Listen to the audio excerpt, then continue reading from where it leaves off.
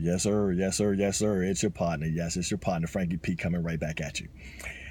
Just wanted to delve a little bit deeper down into yesterday's post. I got a couple of emails and I just touched the surface. So they want to say, Frankie P, well, can you go down and give me a little bit more understanding? So I had to tweak back and go and look at in my mind. One of my mentors, they taught me a great lesson, a great training of how to always get a yes. And stay tuned here. I'm going to cover that in just 1 second. But how did we get to where we are? What did we cover? We covered Big Al's steps. Number one, if you want your client or your customer, whatever it is, you must first build rapport with your client if you want them to accept your offering, be in agreement with you. Number one is smile. And number two, tell them a fact or a universal truth that you and them both can believe. So now let me go into today's on how to always get a yes to your offering. Now, how do you do that? We've already said now, and I had to come to this realization with my mentor. He asked me a question. He said, well, Frankie P, do you have a good product? It's like, well, yes, I have a good product. He says, well, does your product do this? Whatever it is that and think about your product. What does your product do? Do you have a good product? Obviously, you have a good product and you believe in your product, or you would not be representing your product or your service or yourself. If you're in business for yourself, you wouldn't be representing that if you didn't believe in it. So obviously, you believe in your product or your service or your company. Well, if that's the truth and that's a fact, and everyone, quote unquote, is pre-sold and should want your product or your offering, why don't they? Well, here is why. It's because we lose rapport somewhere along the lines.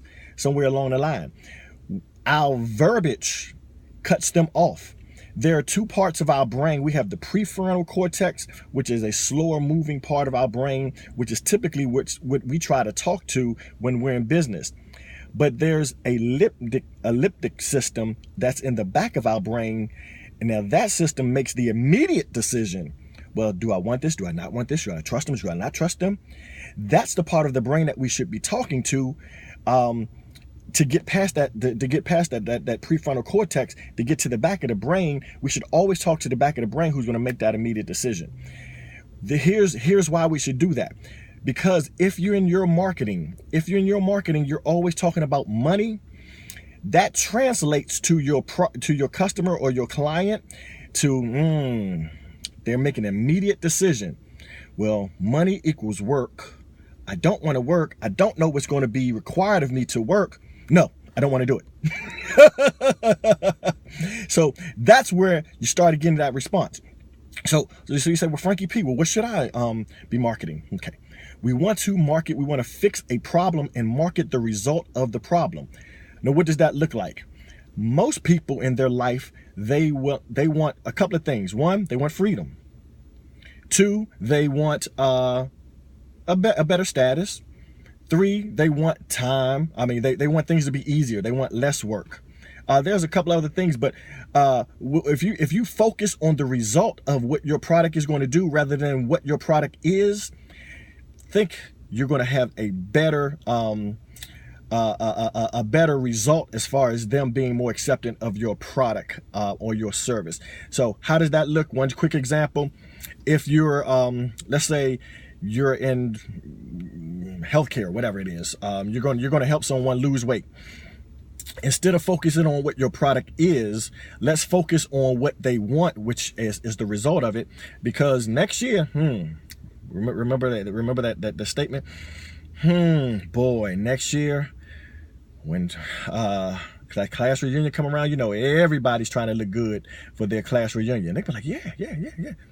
Now they're in rapport. Keep that rapport continuous along the transaction part, because there's not in, is not out. This is a long-term relationship that you're building with your client or your prospect, and you're going to continue with that rapport, and you're going to build up more trust and more likability, and your clients would accept your offering. Not only that, but they'll give you referrals to other people too.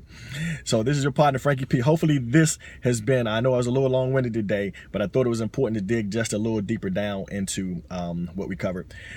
So if you have any questions, make sure you reach out to me. If you are in network marketing now and you're happy with your company, head over to frankiePurcell.com/own your life. Pick up the video that shows you quickly in 10 minutes, and you can implement this immediately. Within less than 10 minutes, you can implement a system that's going to give you more time freedom and break those chains off of you, those financial chains off of you. If you are not in network marketing, or you're thinking about getting back into network marketing because you were in there previously, I am currently building. So if this resonates with you, reach out to me. Go over to frankiePurcell.com/own your life. Let's see, let's connect, let's just talk to each other, let's see if there's a fit for us, and maybe we can move forward with each other. Go ahead, like this, share this, make a comment, and I'll see you on the other side. And remember, when you change your perspective, you change your life. When you change your perspective, you change your life. When you change your perspective, remember those first words: build rapport, fix the problem of your client, and what's going to happen? You're going to change you and their life.